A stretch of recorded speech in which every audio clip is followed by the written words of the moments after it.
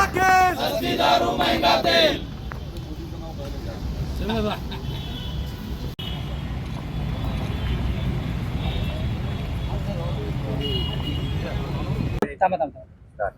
देशाचे प्रधानमंत्री नरेंद्र मोदी हे अमेरिकेसोबत कॉम्प्रोमाइज झालेले आहेत। त्यांनी अमेरिकेसोबत कॉम्प्रोमाइज होऊन शेतकऱ्यांना देशोधडीला लावणारा भारत अमेरिका कृषी करार या ठिकाणी घडवून आणला। भारत अमेरिका कृषी करार हा शेतकऱ्यांना पूर्णपणे उद्ध्वस्त करणारा करार आहे। भारतातला शेतकरी हा अमेरिकेच्या शेतकऱ्यांसोबत कुठल्याही परिस्थितीत स्पर्धा करू शकत नाही। अशी परिस्थिती असताना सुद्धा अमेरिकेचा शेतमाल आपल्या देशामध्ये येणार आणि आपल्या शेतमालाला तो उद्ध्वस्त करणार, अशा प्रकारचा हा भारत अमेरिका कृषी करार आहे। याच्या विरोधात भारतीय युवक काँग्रेसने पूर्ण देशभर सत्याग्रहाचं आयोजन केलेलं आहे।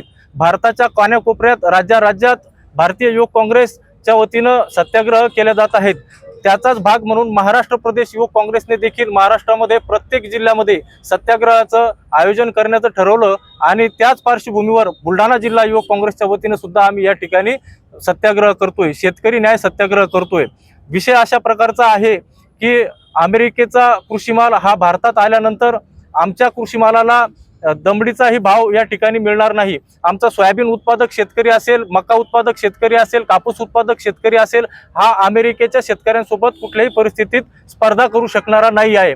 कारण अमेरिकेच्या शेतकऱ्याला आपल्या तुलनेत तिथल्या सरकारकडून भल्या मोठ्या प्रमाणात सबसिडी दिली जाते, त्या तुलनेत भारतीय शेतकऱ्याला मात्र कुठल्याच याच्या तुलनेत बसणार नाही अशा प्रकारची सबसिडी या सरकारकडून दिल्या जाते। त्यासोबतच आपण उत्पन्नाचा विचार केला तर आपल्यापेक्षा अनेक पटीने अमेरिकेच्या शेतकऱ्याचं उत्पन्न आहे आणि तो जर आपल्या बाजारपेठेत तेथील माल जर आला तर त्याला व्यापाऱ्यांचा फायदा होणार आहे आणि आपल्या बाजार समित्या सुद्धा त्यामुळे कमकुवत होणार आहे। आपले डेअरीचे जे प्रोडक्ट आहेत हे सुद्धा त्या ठिकाणी कमी प्रमाणात कमी दामामध्ये आपल्या विकल्या जाणार आहेत। त्यामुळे दूध उत्पादक शेतकऱ्यांवर सुद्धा अन्याय करणारा हा कृषी करार आहे।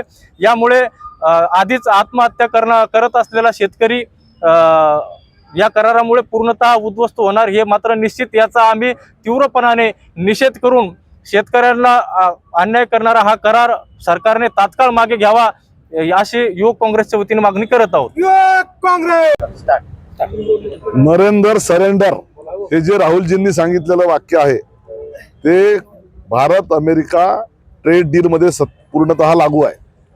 भारतातून अमेरिकेत जाणारा शेतमालावर 0% आयात कर लागणार नाही तर 18% आयात कर लागेल आणि अमेरिकेतून भारतात येणाऱ्या मालावर 18% आयात शुल्क ते लावणार आहे। आणि म्हणून भारतातला शेतकरी कापूस उत्पादक, तूर उत्पादक, सोयाबीन उत्पादक, मका उत्पादक पूर्णपणे आत्महत्याग्रस्त होणार आहे।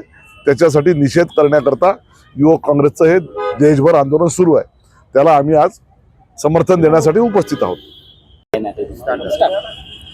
आदरणीय या देशाचे नेते राहुलजी गांधी यांनी संसदेमध्ये नरेंद्र सरेंडर हे ज्या पद्धतीने सांगितलं तर निश्चितपणे या देशातल्या शेतकऱ्यांना देशोधडीला लावण्याचं काम या भाजप आणि मोदी सरकारनं केलेलं आहे।